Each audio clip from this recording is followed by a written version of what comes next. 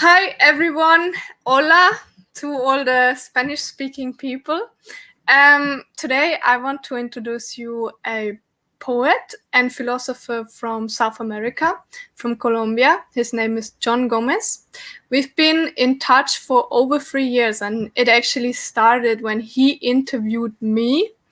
And today, I'm going to reverse the roles and I'm going to interview John. He has a lot of interesting things to tell. He actually won multiple awards too, and he seems to be very well established already in South America. So a very warm welcome, please, to John. Hi. Hi. Thanks, Selena, and thanks to all the people that are watching this interview right now in YouTube live. Yes. So tell me a little bit about you. You know way more than I know about your work and about what you do, what you studied, and what you're working on at the moment as well. Yeah, well, I'm a philosopher from the Industrial University of Santander, and I also studied there the master's degree in philosophy too. And I work as a teacher and I write in some of my free time. I've been writing for like a decade, but I started publishing like 2 or 3 years ago. I published my first book. It's called 13. It's a book of 10 tales, yeah, and it's published with failed press house or Fallidos Editores in Medellin, Colombia. And I started promoting this book for a year. I have like 8 or 9 presentations of the book, and it was great because I sell like 400 copies, and that let me keep working with my books and publishing some of my things. And in this year, in 2009, in 2019, I Yeah. published a poetry plaquette called No te creas poeta. It's like, don't think that you are a poet. That's the translation. And I published it in Bogota with a friend of mine called Jorge Garavito in a press house called Cinic Editorial. And we have keep working in these things, and now we are managing a library there in Bogota, so we can now sell our books and publish things and sell them there and make some events and create like this community of writers and editors, and that's great. And Yeah. well, that has been my work for the last 2-3 years about publishing and writing. Yeah, that's very nice. Congratulations as well to achieving something so great Thank you. already. You also have a website, Vox Media, actually, where you also build communities where you actually interview some other Yeah, artists. that's very curious because I sometimes I feel like I'm playing Monopoly, Yeah, because I now has the press house, the satire press house here in Bucaramanga, the library, Cinicoteca, yeah, and my own media called Altervox. Altervox started like 5 years ago now, and I was before in a media called La Chueca. It was a magazine, and I learned a lot there with another friend of mine called Jose Giron. And in La Chueca, I had all this knowledge and all the basis for creating Alter Vox Media. Alter yeah, Vox is a media, especially it has its center is the cultural thing here in the region in Bucaramanga and in Colombia. and we do interviews. We cover concerts. I wrote some essays and columns and notes about books, about people, about I don't know. And I try to show a lot of things that people are doing uh, about culture and about art and about a lot of things. I also have interviewed people abroad. For example, Sluni, sorry, that she is from Switzerland and is now in Sydney. And she introduced me a friend of her there in Sydney. And well, it has been very interesting because I have learned a lot of things and known a lot of people with Alter Vox Media. Yeah, that's extremely cool, actually. That you do that. I'm sure it's like you telling your own story, but also other people's stories, and you build a true community as well. I think that's the quid of the things. I mean, uh, if we don't start working in community, uh, I think that it would be pretty impossible that we do something relevant.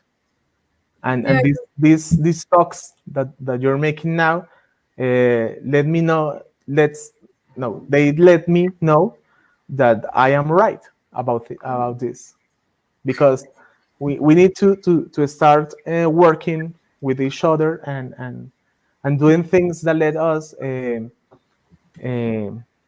like go over these barriers of languages and countries. And even you and me have a lot of sea between us right now.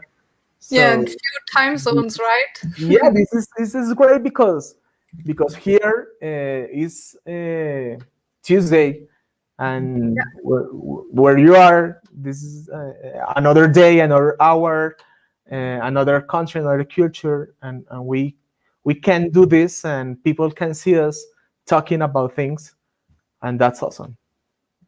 I think so too. It's super nice to have you today actually on the show. It's really, really cool. Very, very nice, actually. You're also like one of my first, actually, you are the first actual artist that I'm interviewing from South America, yeah? Great. So, yeah, that's amazing. Would you like to actually read out some of your poems that you're doing? Yeah, I'm working right now in a book called poems to deal with yourself in John. Let me read something from that. Let me also show you some of the comments that are in the live chat. So you have a lot of friends who say hi to you. And then we also have someone from America actually. And I send a little thing in the chat. The name of the book in English, because I'm translating some things that maybe I'm not used to, is Poems to Deal with Oneself at Jam. Yeah. And this little book, because it's a poetry plaquette of like 9 poems, uh, goes about the things that we used to think and we used to say to ourselves when we are laying in bed and like insomniac at 2 3 a.m. So I'm start working with this book. I'm going to publish it this year. And for this interview, two friends helped me with the translation. So my thanks to Silvia Tarazona and Silvana Rodriguez that helped me a lot with this translation. I'm gonna read the first poem that I sent you. It's called Alone. I like this poem because it reminds me another poem called also Alone from Edgar Allan Poe. I like the poetry of Poe. well, I like the poetry and the tales of Edgar Poe. Uh, and I think that this poem and also this title is like a tribute Yeah. to Poe's poetry. So, well, alone. Rumors are knives in the chest. Words get stuck in the gallows of the hours. What lies on the other side of time? The wind is an old dog, a sad and starving dog. The silence an invitation to death. What good do bottles do me? What good do poems to me? What good do words to me rather than stabbing me in the guts? The clock is a millimeter tyrant who masturbates at midnight. I am the last man on earth, sitting in the middle of the room, and no one is knocking on the door. Yeah, that was very deep. I read it. You sent it to me beforehand. And how is it for you to read this now in English? Because you wrote it in Spanish. Does it change? The thing about translating poetry is that you need to know more than converting the words in one language to another. You need to understand what are you saying and what are the images that you're working with. So it's not so easy translating poetry, and that's why I greet my friends and I thank them because one of them, Sylvia, I know her for a long time since I don't know 2006, and she has a master's degree in linguistics, and she's a teacher in the same university where I get my degree. Yeah. So she knows a lot of the levels that we are working with in poems, and I'm pretty happy with these results, with this translation, because it resumes the spirit of the poem. In the end time, for example, in the end verses, for example, there is this tribute to things. First, I don't know if you have read I Am Legend from Richard Matheson. No, I have not. Well, there is also this movie with Will Smith about the last man on earth, and there is also this movie in the 50s with Vincent Price, Yeah. and it's about that a man that is alone in the earth and that is preparing to survive through the night because there are these creatures that try to kill him or what. That's what he thinks. And this part is from a short story, and it's considered the shortest horror story because Okay. it's like a man is sitting in the living room and he's the last man on earth, and suddenly someone is knocking at the door. So Oh, that's the terror, yeah. yeah. But I try to show this feeling of loneliness about this man alone in the end of the world, and there is no one knocking on the door. There is no possibly hope, and that's why these poems makes me feel. Uh, and It is a feeling that we used to feel when we are alone at dawn, laying on bed, and we can sleep and we can I don't know, get out of bed and do something with friends because we have no friends.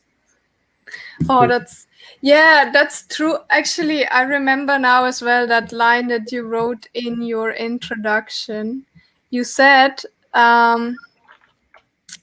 he dreams about the arrival of the end of the world. So, is terror and like the ending of the world what most of your poems are about? What's the Well, fascination about the? I think that I work with some subjects that are repeating Yeah, uh, through all the things that I write. and some of them are death and loneliness and the idea that there is no hope. Yeah, And yeah, that resumes a lot of things about myself. yeah, And it's true when I said that uh, I used to think in the end of the word, because for me it's like I'm pretty interested about how the things will end someday. I would like to be there, yeah, yeah, walking through the desert streets and seeing how the grass is entering the houses, and how the roof have crumbled down, and yeah, a lot of things like that. So for me, it's very curious and also very poetic to to see this live, to see this one day, to watch this someday. So I don't know. I always talk about this everywhere. yeah. There's something like very romantic about the idea that the world's gonna end, right? It's also in a lot of movies. The people are very fascinated with the idea. Actually, also like this topics a lot. Yeah, and since I was a teenager, I have always been attracted to vampires, because Ah, vampires are the like the concretion of this thinking, like the subjects of this loneliness and also immortality, and how the time changes, and they are there yeah, seeing how it changed. yeah, So it is very very curious for me, and I liked it a lot. yeah. The supernatural, I guess. Like Yeah, immortality and then also the ending and infinity and all this kind of things merged together. and I like to write about this, because these are the things that I like to read. Yeah, I Yeah, like to write about what I like to read.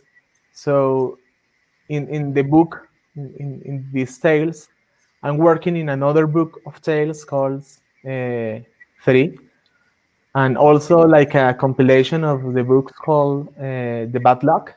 That is also the name of a poem of our tale that I wrote. Uh, I used to write about witches and killers and um, vampires. I have this tale that I like a lot, about a vampire that helps a fascist government to rule a country. oh yeah, So this vampire can hunt, and no one will discover anything about the missings and the killings, because it's a fascist regime. yeah, So in that way, the vampire have it's going to be protected. So I try to mix things about the supernatural and politics and criticism about the world and the way the world works.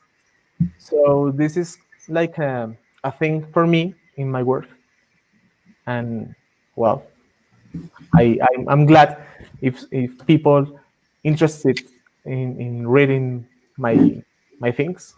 I don't know. no, I think it is very nice what you're writing, and also I think it actually works nicely in English too. I think it comes across.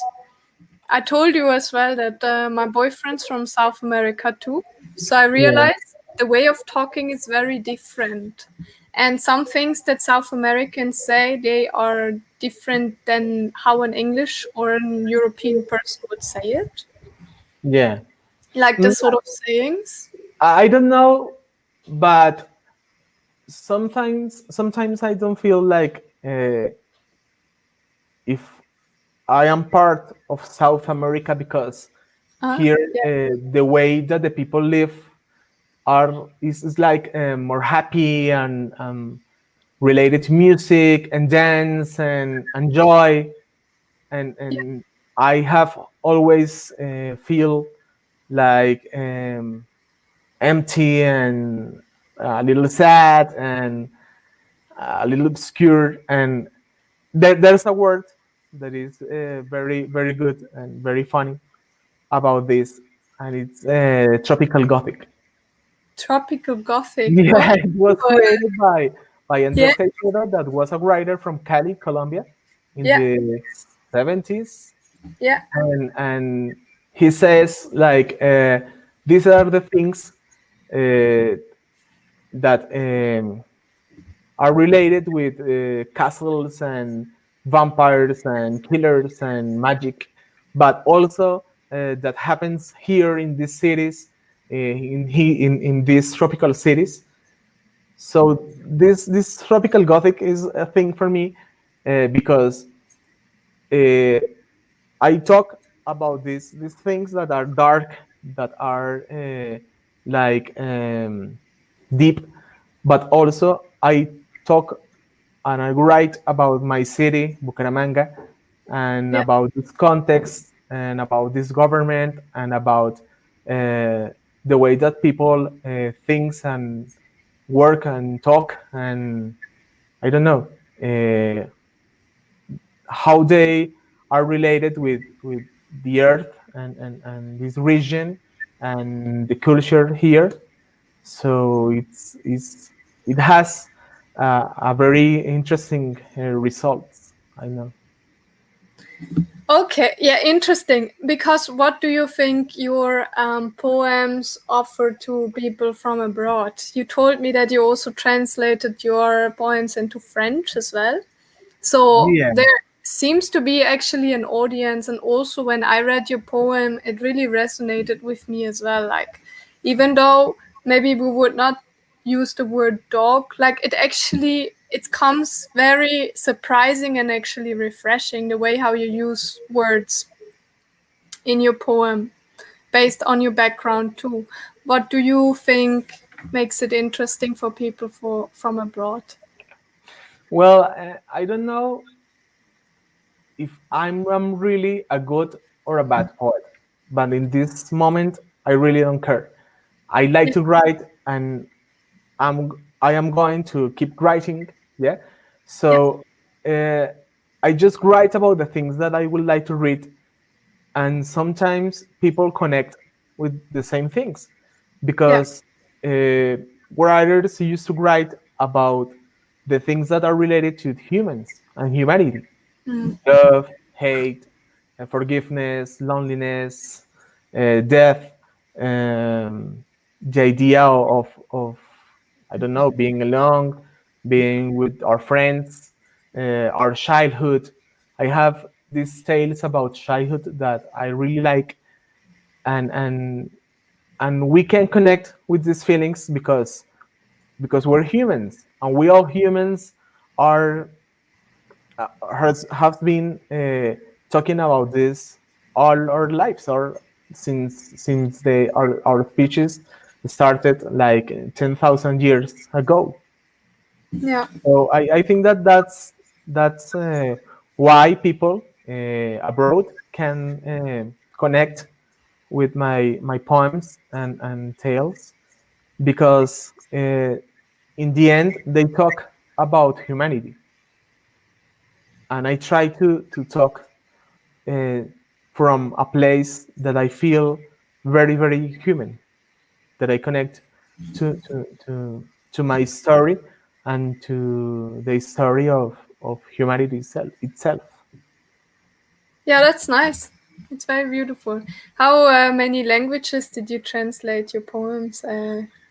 I have these people, these friends that have helped me a lot. Yeah, Uh, for the French translation, yeah, I work with three friends. They studied literature. They helped me with this project, and also I have a friend that worked with me in a school, because I am a teacher, and it was a private school, and he was the French teacher. So now he's in France, and he read the translations, and he said like, oh, this okay, this would work better in that way, maybe this is not so good. And he helped me a lot because because he is French, but he also talks Spanish, Yeah, yeah, so he can, yeah, give me the appropriate indications. Uh, for the English translation, I work with these two friends, Sylvia and Silvana, and that's the same. Sylvia have traveled to a lot of places and a lot of countries in the world, and she has a lot of experience with languages because she did this master's degree in linguistics, and that's great for me and for the poems. And also a poet here called Sofia. She introduced me to a friend of hers, and he translated a poem, one of my poems, to Greek. yeah. Oh, cool. Yeah, that's great because the Greek culture is where the humanity, like the culture of humanity itself, was birth. The origins, Yeah, the beginnings. yeah, exactly. Yeah, So it was pretty cool, but I don't know what does the poem says there because I can understand Greek. yeah, It is supposed that I can because I study philosophy and I learned Greek, but I have forgotten what I learned about understanding and talking in Greek, yeah. and so That's all right. I actually want to show you a comment that you got. Maybe you can translate that. okay. It says, yeah, the literature should talk more about sincerity and Yeah. life than the market, than about the Mm, market. I'm totally agree with you, John. nice. He is the editor of Cynical Press House, Cinica Editorial Cinica in Yeah, Bogota. yeah, So thanks. yeah. Thank you for this comment. Nice. That's cool. We are international here. A lot of Yeah. languages at the same time. I really want to show you that what I do is Yeah, the result of a lot of people yeah, that have teach me a lot of things, and there is never like an author or a writer that makes itself, yeah, but it's about the relation with the others that teach him or them a lot of things, and like how we teach others and we learn from others, and in this relation we start making art, making really art, yeah, because it can't happen either way, in another way. yeah, yeah. Like the community aspect of it. You're right. Let's have a little look at the next of your poems, actually. Well, this is a poem about death, Yeah. like a lot of poems that I have written about death, and it is called Epitaph. Would you So like to read it? yeah. Yeah. On Nice. the other side of death, I would like to burn in a flowery grave, looking at insects burn, the ones that nest in my chest, and so on from dust to dust, riding on the wind, to get into people's eyes, falling in a rain of tears down the sewers, going back to the sea like the most beautiful disease in the world, made of algae and memories, floating until aground in the memory of those I ever loved, and remaining there like a ghost, dreaming of the world that still inhabits me. Yeah, that's so cool. I really This, like how it's also very visual. I like that. yeah, Like and when I you read it. have talked with some poets, that says that my poems tend to be very narrative, Yeah. and sometimes my tales used to be very very poetic. So it's Yeah. like I am never a totally narrator or Yeah. or or totally a poet, but a mixed thing of this and another, and I don't know, like a soup of things. And I like a lot poems like this because they let me um, do what what I really like, and is to talk about other things that I like.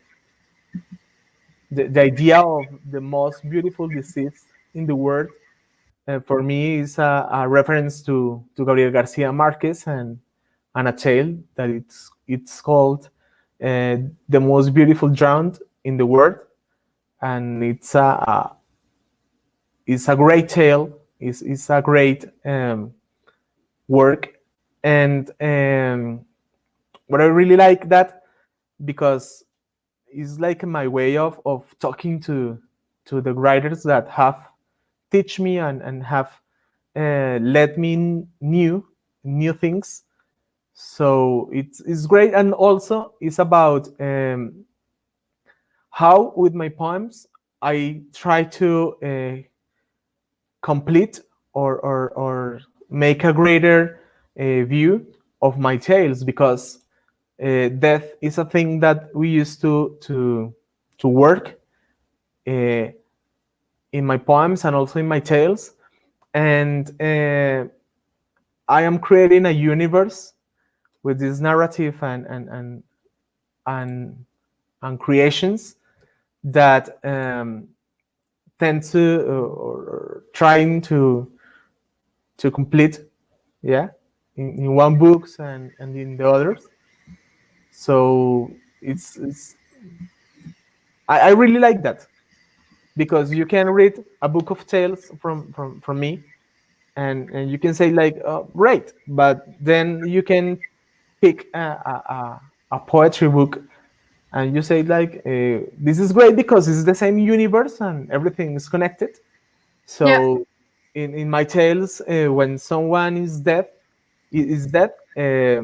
like his ghost uh, is is stays there and never goes, really goes. And in my poems is also the same.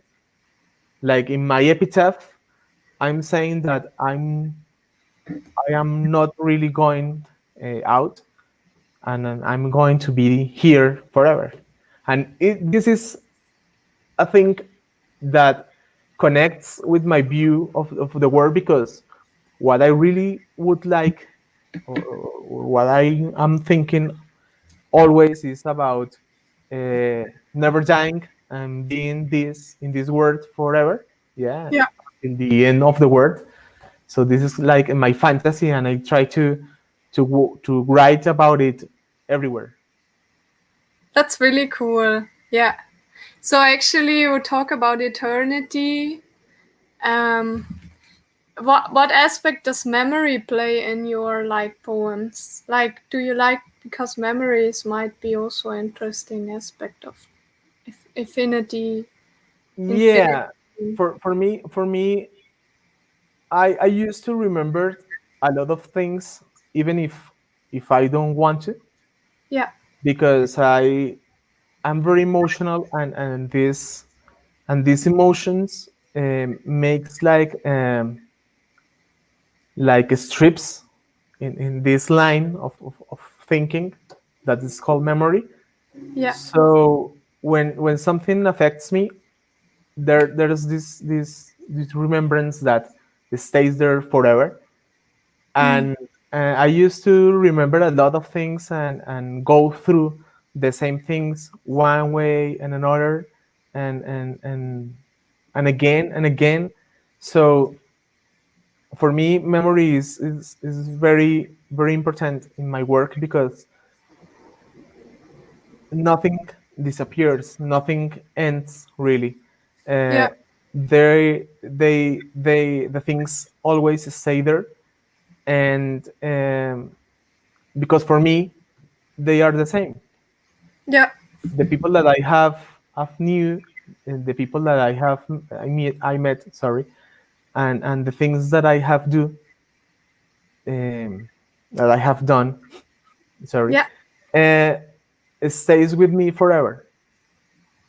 So in my poems and in my tales is the same.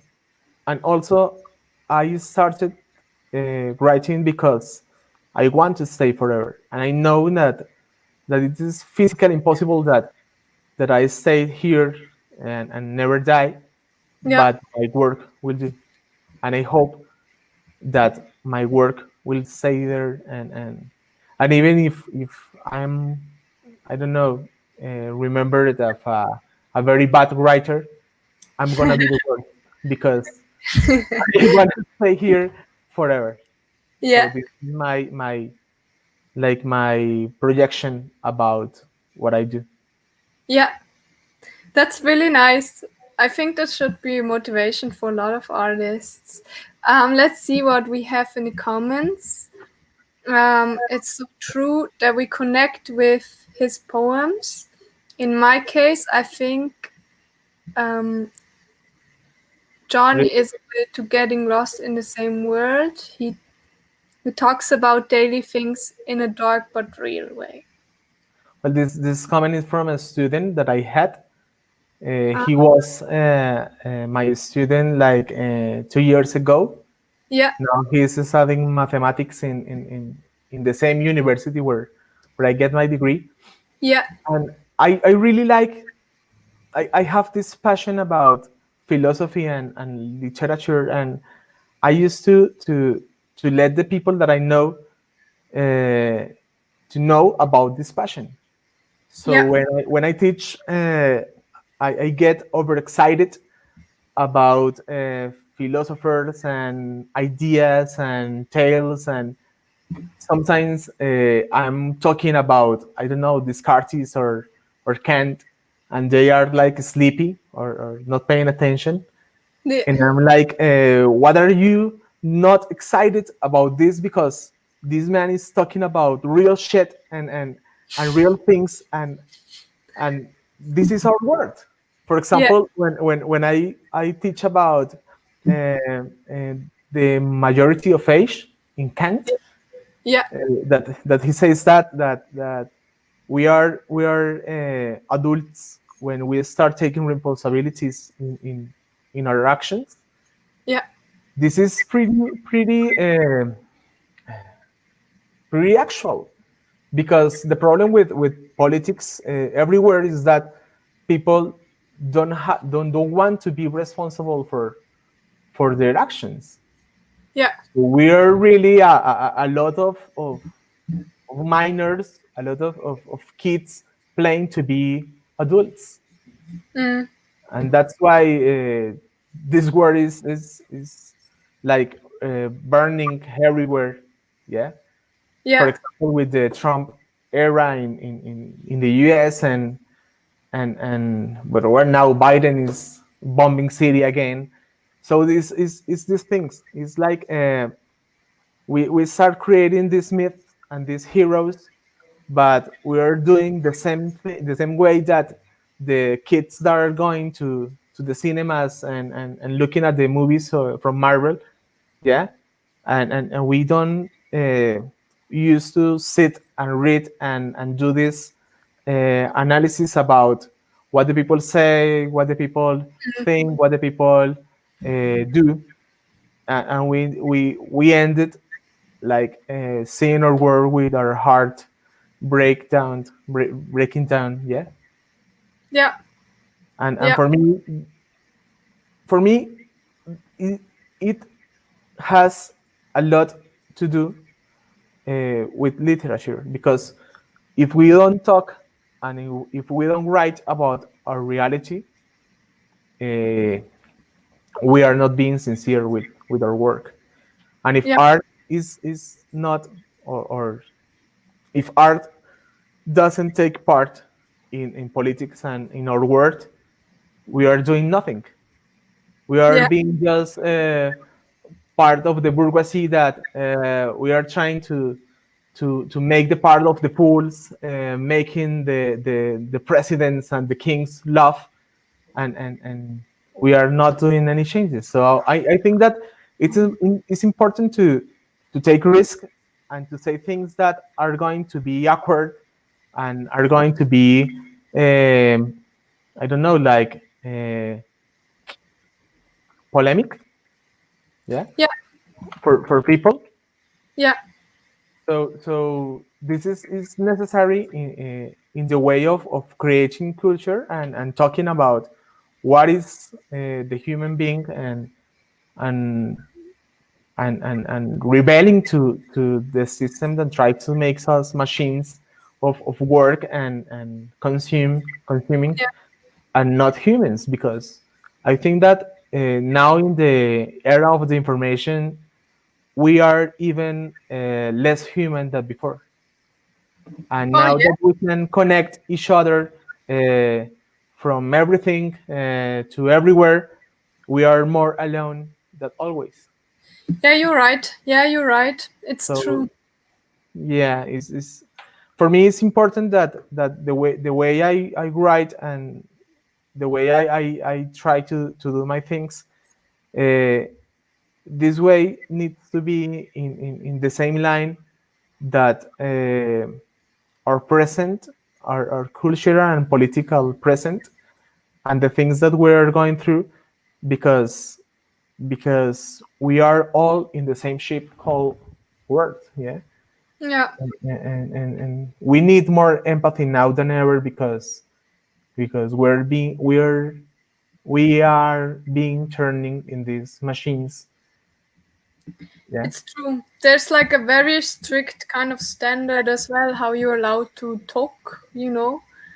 Like in a way it's just like question and answer like machines. And Yeah, if you actually talk about truth and like honest and like real feelings, like in your poems for instance, then people just almost don't even know what to say yeah. about it. There's this culture of cancellation, Yeah. and that it's like if we can do this complacency to the word, we are nothing, or we aren't allowed to work to talk. Yeah. So that's why art needs to be awkward.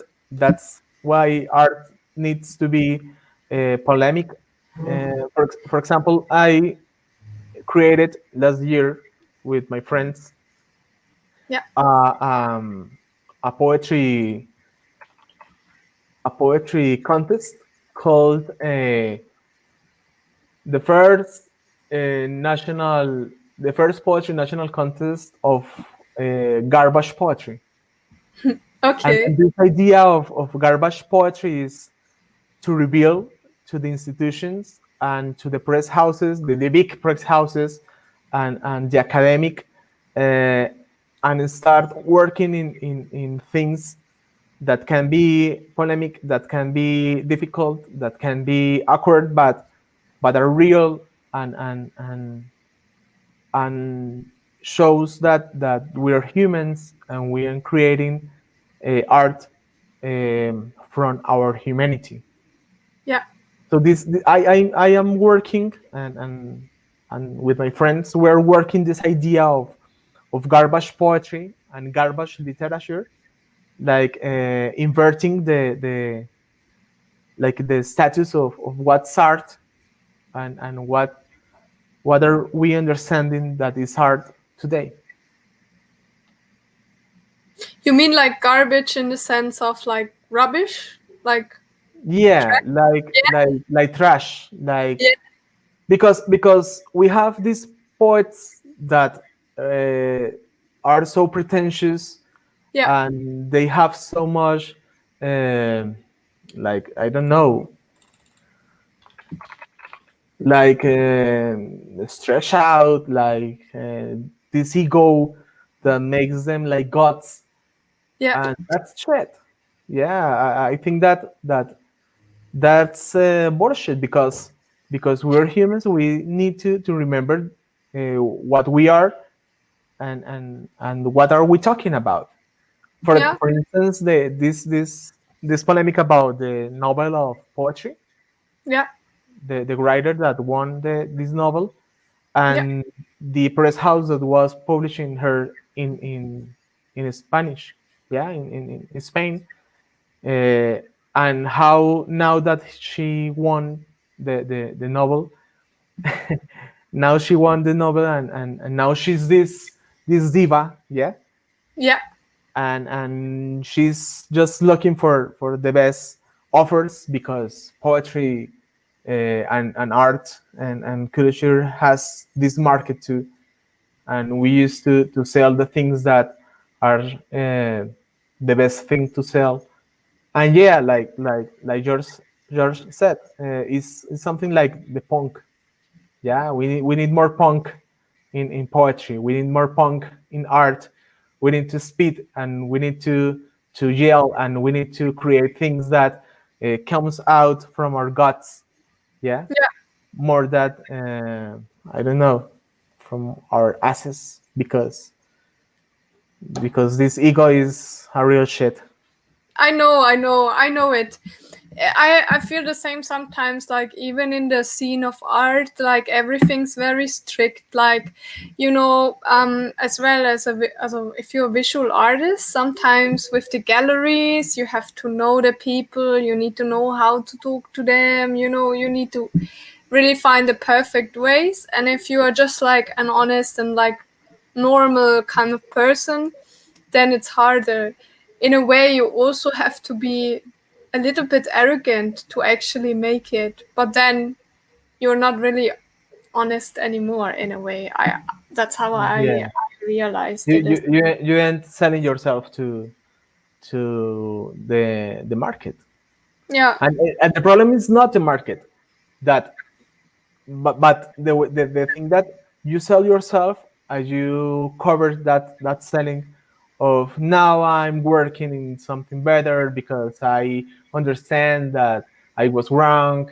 Yeah, so yeah, you end being this new mask, yeah, that yeah, you use to sell to others, because even you can't believe in yourself anymore. yeah. I get it. Yeah, So for me, and for this community that we are creating, the yeah. important thing is to create things that came from that come From the from our heart. hearts, yeah, Yeah, and things that are sincere and that are true. And if people don't like it, well, I don't know, fuck people, because yeah.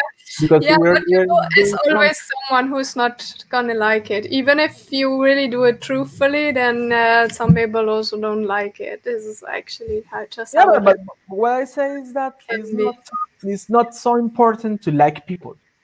Yeah, It's that's not, true. and I have learned this in the I don't know, very difficult way, because I started doing my work, writing and publishing, wanting to be like, Yeah, uh, for the people that I know, other writers that just want to publish between themselves, and to greet between themselves.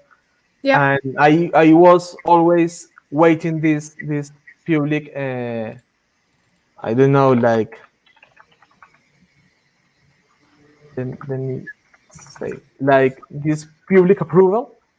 and Yeah, and now I think that that's not necessary, that if we do other things, and we understand that these things are true, and we are sincere to ourselves, yeah, the public approval is not important yeah.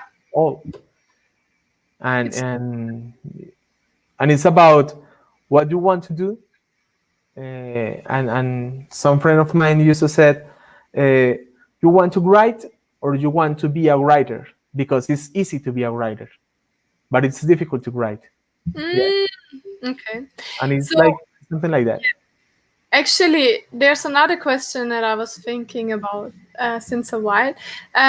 So you studied philosophy, but now you actually express like this knowledge that you found while studying a master degree in philosophy. Um, Now you actually express that in poems. Did you ever think of writing like a philosophical piece, like, or maybe Mm, did you already do that? I can't. I try, but Yeah, I can't because philosophy is this thing that is so serious. yeah, Yeah. So uh, like has this progression when you're writing about philosophy, and yeah. I can take things so serious.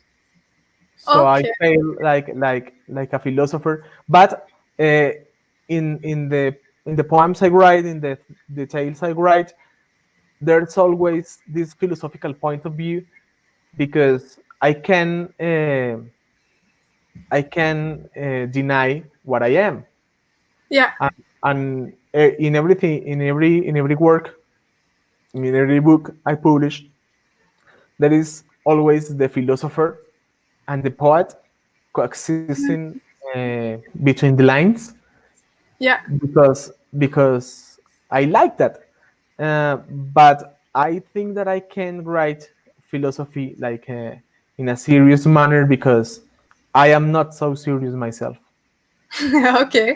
For Yeah. this master's degree, for example, I wrote a thesis about identity and freedom Yeah. in the ideas of Charles Taylor, that is a philosopher that is still alive in Canada, Yeah. and Jean-Paul Sartre, in in a relation with the movie Blade Runner from Ridley Scott. And I like that movie because you can see how the humans are being replaced by machines in the Yeah. way that now humans are the machines. Mm. Now, the things that we do are these mechanical things, and we are alone, and we are being in storage. Yeah, our buildings are just storage, Yeah. and we're connected everywhere, every time. And these machines, these hypothetical machines, are working in like to overcome the, their I don't know, like their robot self, and to Hmm. understand what is humanity. And I think that this movie is about humanity asking what happens to us, what happened to us, and and and I like that because I think that our world is just the same, Yeah. but the process of sitting down and reading a lot about this philosopher and this one, and looking the movies of watching the movies of Ridley Scott, and watching the 7 versions of Blade Runner, uh, I don't like it, like because when I write from the heart, and I write from the guts, and I start writing, and I don't know, it's 10 a.m. and I had this idea, and I sit down and start writing, and maybe it's 11 p.m. and I keep writing, yeah, and I am not tired, and I am not sleepy, or yeah, I'm Yeah. not distracted because there is this voice talking to me, and I used to think that what I write is not from me, but Oh. from I don't know, the word expressing through me. Yeah, Oh, cool. Okay. but Yeah. in philosophy, I can't do that because I need to be conscious of what I am writing about, Yeah. and how am I writing about it. Yeah. So is difficult to me, and it is difficult also in the way that sometimes when I try to write poems, Yeah. I ended I end being too brainly about it.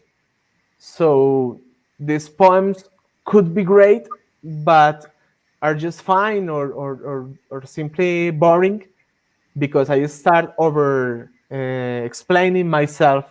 Mm. Yeah, because there is this part of the philosopher that is talking to. So the writer writes, but the philosopher talks, Oh, and there is maybe this fight and this mixture that goes through everything I do. okay. All right. That's very nice. Actually, you wrote 4 books as well. Yeah, do you want to show them to us and maybe also tell us, like, because now you mentioned that you write at night, like, is this how you usually work, or how do you choose the poems that come into one of your Yeah, books? I don't know how I work usually because for me it's like a storm. Yeah, Yeah. For example, this book I published 2 years ago. yeah, This book has 10 tales that I wrote from 2009 yeah. to 2018. All right. So there is 9 years between these tales, and some of them are nice, some of them are good, some of them are like yeah. So Yeah, this book is created not because I wanted to create it, but because it was taking form slowly. Yeah, yeah. and the same happens to this poetry plaquette called No te creas poeta. Yeah. Yeah, cool. Uh, don't think you are a poet because these poems were written between 2009, 2011, and Yeah, 2018. So these first books took form very slowly because I was taking form also very slowly.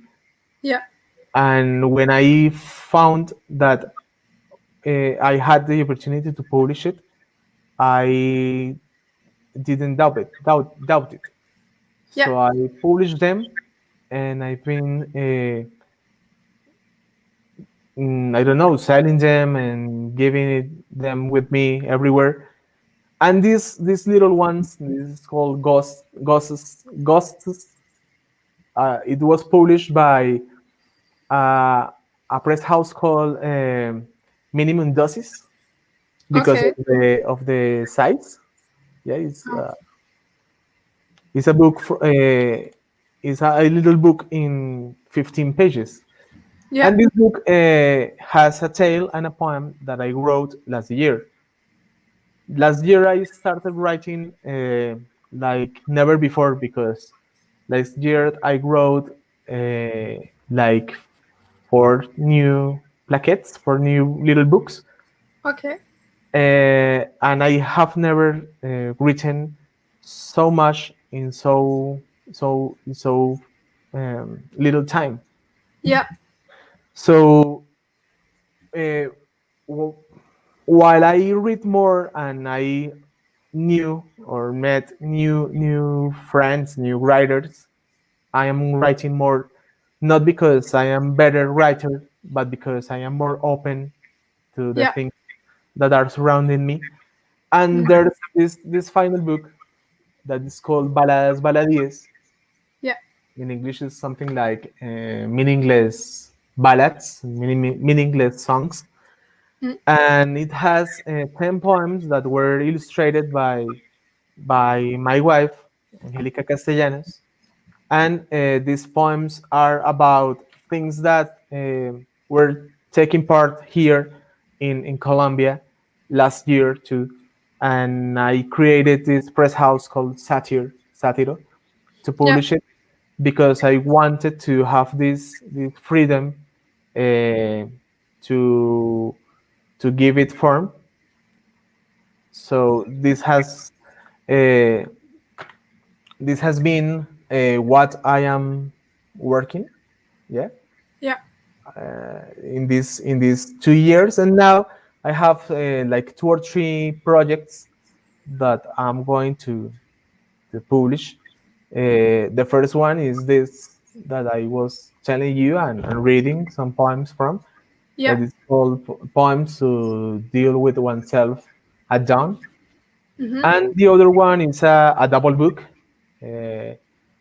for this for the A side, like a cassette. Yeah. Side E and side B. Side E is a book called Opus Diabolicum, like Yeah. the devil works, or the works of the devil. And there are 7 poems that talks about politicians here in Colombia.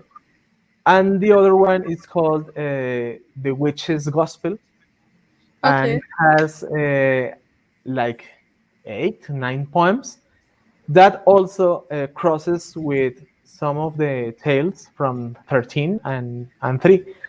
So it's like how this project is going, is moving around now, and taking new forms, um, while I'm just sitting and thinking and writing what, I don't know, the word whispers to me.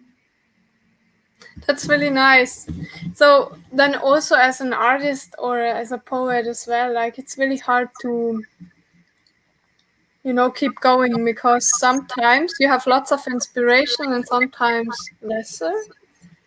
So Yeah, how well, do you manage that? I really admire writers and artists that used to be so dedicated to their works, and they plan and they have this schedule of doing this and later that and later that and later that. And I admire them because I can't do that. I am more like this storm of creation that sometimes hit me and then goes, I don't know where, and uh, other times come back, and I don't know. So for me it's like, I have no academic formation in writing, and also I have no like this dedication to write, and I just do this because I need to, because I want to, and because I like it. So for me it's like, I don't force myself to create things or to be a writer, because I start I start thinking that I don't want to be a writer. I just want to write, and I want people to read what I write. Yeah, that's nice. Um, Sorry, there was just something going on outside. Yeah, no Um, problem. no, but I'm back now. No, I feel really sorry for this. Yeah, no, but that's really nice. Yeah, should we have a look at the other 2 poems? Okay. Yeah. All right. Well, I will just put them the back. first one is a short poem. It's called The Abyss. And I like it because it remembers me some part of my life, Yeah. an event of my life when I was hoping this thing, and everything went down. And the poem says, The Abyss. I need a whisper or a secret to save myself. The abyss is a desert sound with violets. Violets. Yeah. And I maybe you will be glad to know that this poem has something to do with the Atacama Desert in Chile, Yeah. because one morning the desert just uh, woke up covered in flowers. in violets. So this Yeah. image was so strong to me that when I wrote this poem, I took this thing and I put it because I like this image of the desert, uh, full of flowers that are going to die, for example. Yeah. It sounds. And the Yeah. last poem that I'm going to read this night, Mm. it's called "On Habits When Getting Dressed." It's a poem that was created from a talking that I was having, and this poem is more like a prosaic poem, yeah, Yeah. uh, a prose poem, and it says, okay, on habits when getting dressed. There are people who don't have sorry, there are people who don't have dressing habits. Yeah. They dress randomly with the first thing they find. I usually dress in a strict order.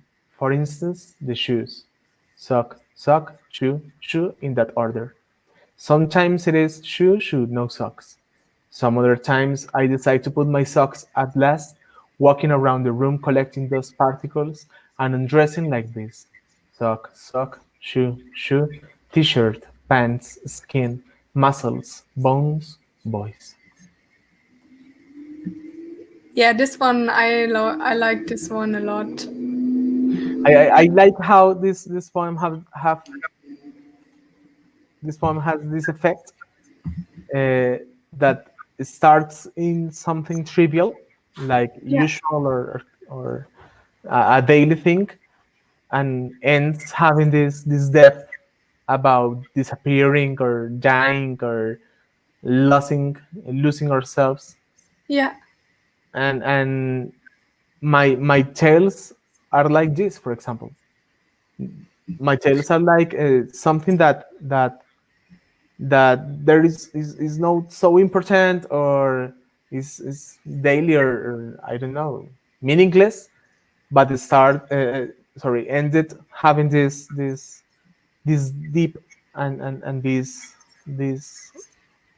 implications and things that I really like how a story can evolve and change and end up being something different completely. Like, for example, the chapters of The Simpsons.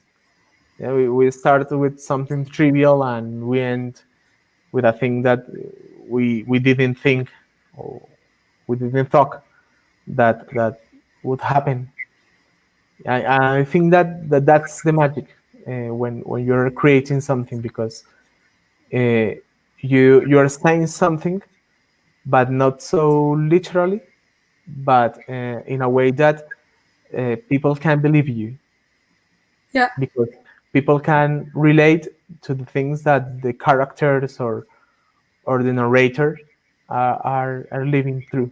So for me, it's important to the people to read me, because I really want to be read, because I think that I can say things that can connect to people, and maybe, I don't know, I can learn from these people that read and and teach me a lot of things. You also have a question from Daniela, actually. Okay. Um, es verdad que los poetas no se banan. I can't. It says it's true that the poets don't get a shower. Yeah. Yeah, poets This is don't the get a first shower, one. and when the poets are also philosophers, they never get a shower. So yes. Yeah, yeah. And then, ¿por qué te dibujas como satiro?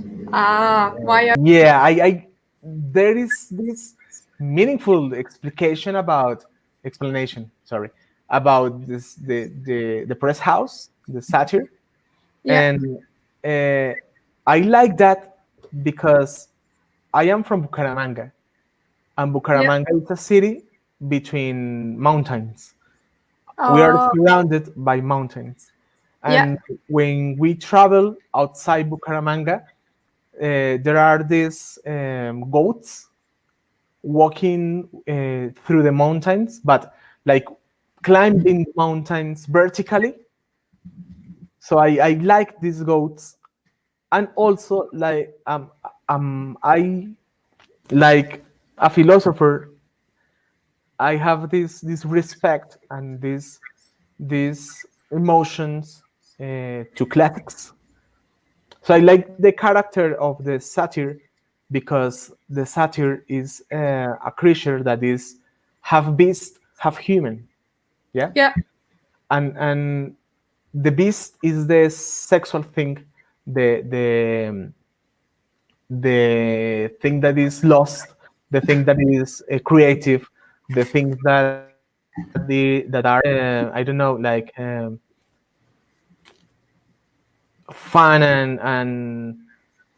and dangerous, and yeah, and the Yeah. human are depicted in a contrary way. It's like when Nietzsche says about the line between Apollo and Yeah. Dionysus. Yeah, Yeah. the the the Apolloniac is the conscious, the knowledge, the art, and the Dionysiac are the things that are related to intoxication, death, sex, destruction. Yeah, like Yeah. Freud separating between eros and thanatos. Yeah, the forces of creation, the forces of destruction, and the satyr is like the sum of these forces. As a human, the satyr can create, but as a beast, can destroy it. And I like this condition of being on the edge, and and that's why I like the satyr, and I can relate the satyr to the goats that climbs the mountains here in Bucaramanga. So I feel that the satyr is something that is here, that is present. Also because Bucaramanga is a city that in which usually nothing happens, but there's a lot of things happening here in Bucaramanga because it's a city that is small, but also is not a town. Yeah. Yeah. So a lot of people know each other. You know about a lot of people, and the people know about you, and they hate you or they love you, Mm. and they gossip about you, and you heard the gossiping about other people. So it's like when we live in a little town that everything know each other, but to a city that it's not so big, but it's a city. Yeah. Yeah. So in this city we have two cities. The city that everyone knows when nothing happens, because sometimes it's a pretty bored city. But beneath this city, there's a lot of things that people are doing about sex, drugs, destruction, Yeah. music, I don't know, and it's like the city of the satyr, like the human part and the bestial part, and that's why I like to this name or this creature for creating my press house, because I feel like I don't want to be from Colombia, but I want to be from Bucaramanga because I have always lived here, and Jorge Garavito, that is a writer, says in Baladas Baladíes that Bucaramanga is like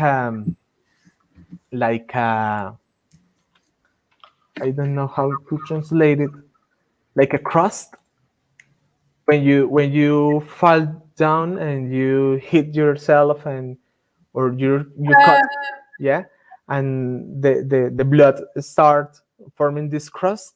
yeah. Yeah, and you can take it from you, but it will come again because you need this crust to heal you. Yeah, Yeah. so it's like this thing attached to all the people that live here, and that's why I created the persona of the satyr, and I understand this persona related to the city where I lived. That's really. And well, Here's also another comment from Sergio: listening to drawn in another language shows that poetry has no barriers or boundaries. yeah, I think that that's the great about poetry. Yeah, I've read a lot of poets from France translated into Spanish, and from England especially, yeah, and I loved these things, and I can cry reading these poets. And I think that, like, well, I am a 20th century boy, and these poems are from the 15th, 16th century, from the Romantic era, or the symbolism in France in a context that is so different from here.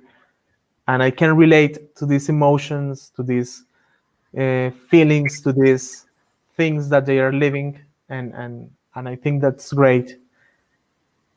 And of course, reading some poets now, yeah, because with Vox Media, I try to go everywhere and keep this knowledge and show it in my website. yeah, So, for example, I just published a poem from a girl from Mexico that won a contest. That it was a contest like the garbage poetry contest that I create, yeah. because it was something surreal too, and the poem is beautiful. Yeah, it's a poem about a girl that is so sad and so sorry for living. Oh, So it's a thing that we all can relate, because sometimes we used to feel that way. yeah, So I really like uh, going everywhere and knowing everything, uh, especially the things that you don't used to know, and you don't used to learn, and the people don't used to teach you. yeah, That's why, for example, I love secrets, and I love the things that are occult and forbidden, because I like to discover these things, yeah. and I can relate to that. yeah, Yeah, that's really cool. Maybe on that note, I would say that it's pretty nice ending actually for the interview as well. And things that are forbidden and hidden, to explore them, like the end of the world, where no yeah, one wants to talk about, right? Everyone's scared of it, and you actually want to explore and discover it. That's actually pretty nice. yeah. Yeah, Especially in this era that we are going to other planets, and we're like destroying everything here. Well, we know, because the ones that are going to the other planets are the yeah, rich people, yeah, and the rest of us, especially here in Latin America, we are gonna end in this desert planet, trying to live and trying to survive. I and get it. and there are a lot of things that we don't know in this world, that maybe we are we're going to I don't know, never learned it, because we don't have the media, or the ways to discover these things. Yeah, And the people that have the ways, that have the time, the money, the power to do it, yeah, uh, they want to keep it that way. Yeah.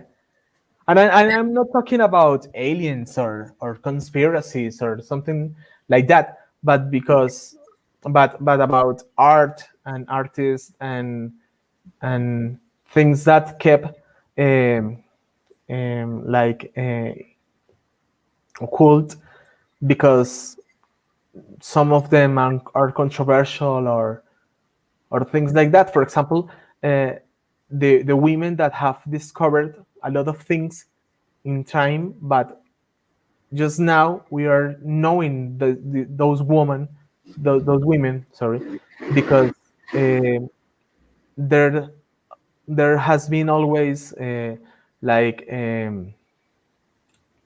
I don't know,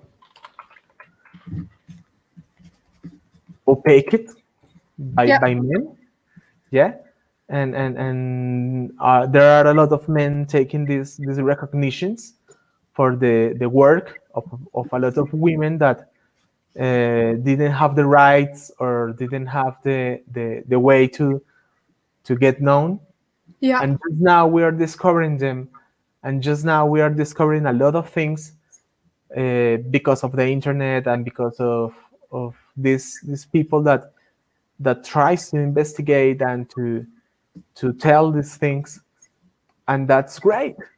And we don't know how many things are we like ignorant about because of how the world works.